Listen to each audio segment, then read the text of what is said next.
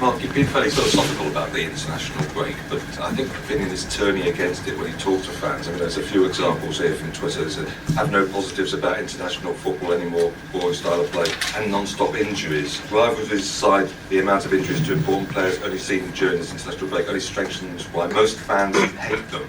And these international breaks are a curse. Clubs get nailed with injuries. Comes in the Christmas period, it's the last thing any club needs.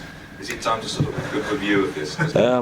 Well, if you look or take a view solely on the impact on your club and your favourite team, then you could make a point that maybe the young man who's having a rant is correct on. These are different yeah, I know, but I'm not against international football. If you see the reaction when a national team gets to the last stages of a summer competition, there's a huge effect on the country as a whole. You see the effect that it had on Wales this year. I mean, it's a massive thing for a nation. And whatever you say about the top clubs in England or the world, then even if they win the top trophies, they don't get a reaction nationwide.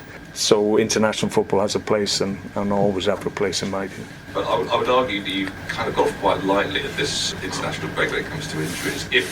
Yeah, I mean the international calendar is what it is, and I made the point earlier that you know that there's going to be demands on good players. If you buy international players, you have to accept that on occasions that they'll be away from you, and you have to keep your fingers crossed.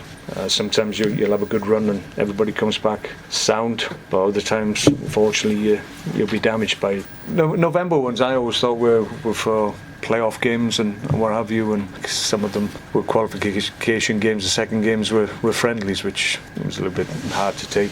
Marko Arnautovic, who played 290. So yeah, there's a demand on good players. Clearly we know that they're internationals when we sign them, so we can't complain too much, but just fragments the season somewhat. FIFA is the governing body. They put this international calendar in place. We can't really affect it. We can question in it, but to affect it, FIFA have the overriding decision in this regard, and it's very difficult to make them change their minds on a lot of things. Can't sign you up for the protest against it. Don't think so. We got a doubt over Glen. Whelan. He came off in the game for Ireland. I think he lasted about 25 minutes, so clearly he had a problem in the game. We're a little bit hopeful that it might have settled down. Sometimes these things compromised by a bit of stiffness or being locked up a little bit, so we've released him from all that, so that might have a positive for us, but at the moment he is a doubt because he hasn't been on the training pitch since he's come back in. So we'll see if we can get him out today and then we can make a decision on Glen. It'd be a difficult game for us. Bournemouth just had a little setback in the last couple of results, but you look at them on paper and they look a strong athletic side with good pace, so there'll be a test, I'm sure.